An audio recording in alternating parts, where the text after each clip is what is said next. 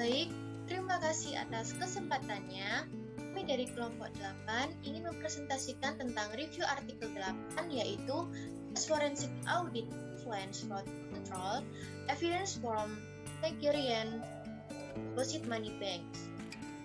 Sebelumnya, izinkan kami untuk memperkenalkan anggota kelompok kami. Anggota kelompok kami yang pertama ada rekan saya yaitu ada Zilki Apriansa dengan NIM 2019-310276 dan saya sendiri Putri Rizkika Cahimarhani dengan NIM 2019-310427. Materi yang pertama akan dijelaskan oleh rekan saya. Terima kasih. Baiklah, saya akan menjelaskan teori yang digunakan. Yang pertama, teori white collar crime atau teori kejahatan kerah putih. Istilah kejahatan kerah putih pertama kali dicetuskan oleh seorang sosiolog, Edwin Sutherland, pada tahun 1939. Secara harfiah berarti kejahatan yang dilakukan oleh seseorang yang bereputasi tinggi dan status sosial dalam panggilan profesionalnya, dan juga kejahatan yang dilakukan oleh korporasi. Ada beberapa pelanggaran kerah putih seperti penyalahgunaan kepercayaan, penipuan kegagalan ekonomi, korupsi, penipuan elektronik atau teknologi tinggi, pemalsuan catatan, pencurian kekayaan intelektual, penyalahgunaan dana, penipuan terkait pajak, investasi atau penipuan sekuritas, degradasi undang-undang lingkungan, penipuan sektor publik, penyalahgunaan informasi orang dalam, pencurian hak cipta, dan penipuan terkait asuransi.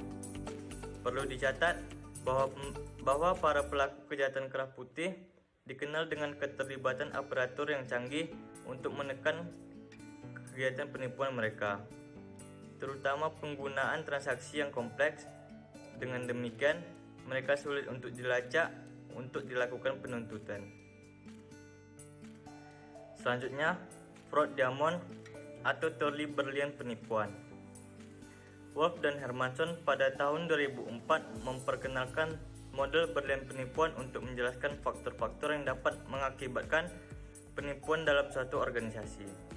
Mereka berpendapat bahwa penipuan tidak akan terjadi di organisasi manapun tanpa adanya stimulus atau otoritas internal untuk mengimplementasikannya. Dalam model ini, ada 4 ciri pengamatan diidentifikasi sebagai kelonggaran untuk setiap penipuan yang akan dilakukan. Di antaranya adalah yang pertama, kewenangan atau posisi memerintah dari seorang individu dalam sebuah organisasi. Yang kedua, kapasitas untuk memahami, memanfaatkan, dan menghindari sistem akuntansi dan pengendalian internal organisasi. Yang ketiga, ketangkasan dan keyakinan bahwa kegiatan penipuan tidak akan terjadi atau bahwa pelaku tidak akan tertangkap, dan jika tertangkap basah, mereka dengan mudah lolos. Dan yang terakhir, kemampuan untuk menangani tekanan yang dihasilkan secara internal dan menangani semua orang yang terlibat dalam penipuan dalam organisasi. Selanjutnya, fraud rod atau teori akar penipuan.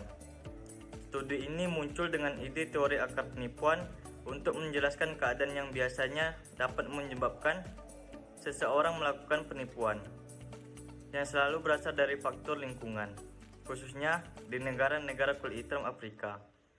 Apa yang memotivasi seseorang untuk melakukan penipuan di negara maju belum tentu sama di negara berkembang. Alasan untuk melakukan penipuan di negara maju dapat dimotivasi oleh pelaku untuk membuktikan bahwa mereka pintar dan dapat membobol sistem apapun terlepas dari kompleksitas sistem kontrol. Sedangkan motivasi rata-rata pria kulit hitam untuk melakukan penipuan lahir dari keinginan untuk mengubah statusnya menjadi individu dengan kekayaan yang bersih yang tinggi. Faktor lingkungan ini dikelompokkan menjadi 4 kelompok. Yang pertama, kemiskinan. Yang kedua, sistem hukum yang kropos. Yang ketiga, budaya, adat dan tradisi. Dan yang terakhir, kegemaran dan kekuasaan. Terima Terima kasih atas kesempatannya. Selanjutnya saya akan menjelaskan tentang motivasi dalam penelitian ini. Motivasi dalam penelitian ini yaitu dengan adanya peningkatan penipuan perusahaan dan organisasi yang terjadi saat ini adalah menjadi salah satu masalah besar, dan akibatnya itu penipuan tersebut membuat audit dan investigasi konvensional menjadi tidak produktif dalam pencegahan dan pendeteksiannya.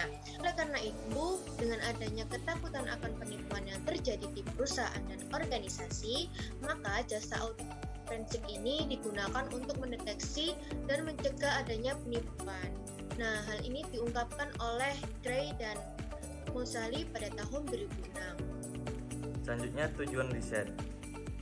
Tujuan dari penelitian ini adalah untuk menguji pengaruh audit forensik terhadap pencegahan kecurangan di bank deposito uang Nigeria. Baik, selanjutnya saya akan menjelaskan tentang rancangan riset dalam penelitian ini. Di sini ada variabel, kemudian ada sampel, kemudian ada teknik analisis dalam penelitian ini. Nah, untuk variabelnya sendiri, di sini ada variabel independen dan dependen. Untuk variabel dependennya itu yaitu pencegahan kecurangan keuangan di deposit money banks. Kemudian variabel independennya yaitu audit forensik.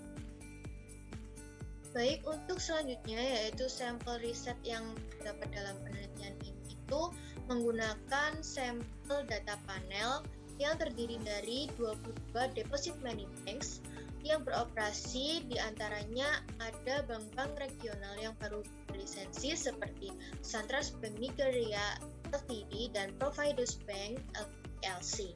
Pada saat penyebaran kuesioner ini diberikan kepada kantor pusat bank, khususnya pada bagian audit forensik, kemudian audit internal dan unit pengendalian internal.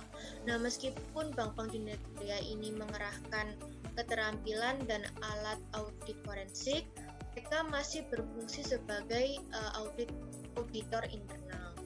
Baik, selanjutnya adalah teknik analisis data. Teknik analisis data yang digunakan dalam penelitian ini adalah koefisien reliabilitas. Instrumen penelitian dinilai dengan menggunakan koefisien alpha Cronbach. Koefisien alpha Cronbach ini mengukur tentang konsistensi internal dalam sekelompok item yang digabungkan untuk membentuk skala tunggal. Dan koefisien ini juga menunjukkan seberapa baik item yang berbeda yang saling melengkapi juga dalam hal menentukan aspek yang berbeda baik dari variabel yang sama, dan interpretasinya pun juga mirip dengan koefisien relasi seperti itu. Selanjutnya akan dijelaskan oleh rekan saya. Terima kasih. Untuk hasil riset, studi ini telah menetapkan bahwa audit forensik merupakan prasyarat yang sangat diperlukan untuk pencegahan kecurangan keuangan yang efektif dan efisien di bank uang deposit Nigeria. Untuk keterbatasan riset, penelitian ini terbatas pada kantor akuntan praktik. Para peneliti tidak menyatakan bagaimana tujuan yang dinyatakan dapat dicapai, tetapi hanya menyatakan area di mana akuntan forensik dapat terlibat. Baik, selanjutnya saya akan menjelaskan tentang peluang riset dalam penelitian ini. Penelitian ini itu dapat ditingkatkan dengan membandingkan prevalensi penipuan bank dengan lembaga keuangan lain di Nigeria, terutama pada sektor asuransi. Nah, selanjutnya penelitian lebih lanjut juga dapat dilakukan dengan memeriksa faktor-faktor yang bertanggung jawab atas penipuan keuangan di Nigeria ini dengan cara membandingkan dengan rekan-rekan mereka yang ada di negara-negara Afrika lainnya. Selanjutnya dijelaskan bahwa penelitian selanjutnya itu bisa menggunakan dengan mempertimbangkan keakuratan dan kecukupan sistem hukum dalam memerangi penipuan keuangan di Nigeria. Selanjutnya adalah riset dari kelompok kami, yaitu pengaruh pengendalian internal, integritas, dan profesionalisme karyawan terhadap pencegahan kecurangan pada Papri Surabaya. Di sini sebelumnya saya akan memperkenalkan apa sih Primko Papri itu. Primko Papri di sini adalah kepanjangan dari Primer Koperasi Purnawirawan APRI, terdiri dari TNI dan Polri. Kemudian untuk Primko Papri di sini termasuk dalam operasi simpan pinjam Purnawirawan APRI. Baik, untuk teorinya, yaitu menurut Poso dalam Amrizal, pencegahan penipuan adalah kegiatan dalam menetapkan kebijakan, sistem dan prosedur untuk membantu memastikan bahwa tindakan yang diperlukan telah diambil oleh komite, manajemen dan lain-lain. Perusahaan mampu memberikan jaminan yang cukup untuk mencapai tujuan organisasi, yaitu efektivitas dan efisiensi operasi, keandalan pelaporan keuangan, dan kepatuhan terhadap hukum dan peraturan yang berlaku. Tujuan risetnya, penelitian ini bertujuan untuk memperoleh bukti pengaruh pengendalian internal, integritas, dan profesionalisme karyawan terhadap pencegahan kecurangan dalam pengelolaan dan tanggung jawab keuangan koperasi. Selanjutnya yaitu motivasi dalam penelitian ide riset kami. Di sini kami termotivasi dengan adanya kecurangan dalam mengelola keuangan yang dilakukan oleh salah satu karyawan, seperti menggunakan dana simpan pinjam yang dilakukan oleh nasabah ini disalahgunakan oleh karyawan tersebut, seperti korupsi, kemudian menggunakan adanya catatan yang sebagaimana mestinya itu harus dicatat setiap transaksi yang dilakukan oleh klien seperti itu, sehingga menimbulkan kerugian bagi koperasi dan kooperatif. Rancangan riset yang kami gunakan di sini ada variabelnya terdiri dari dua variabel, yaitu ada variabel independen dan independen. Variabel independennya sendiri adalah pengendalian internal dan integritas karyawan. Kemudian untuk variabel independennya sendiri yaitu pencegahan fraud atau kecurangan.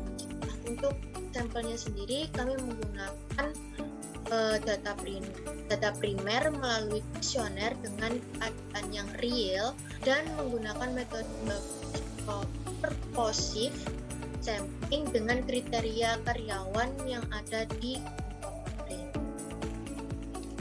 Baik, untuk selanjutnya ada teknik analisis data.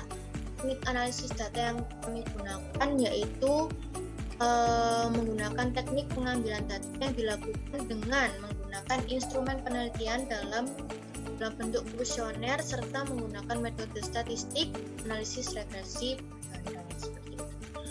Baik, sekian presentasi dari kelompok kami. Apabila ada terjadi salah kata, mohon dimaafkan. Wassalamualaikum warahmatullahi wabarakatuh. Terima kasih.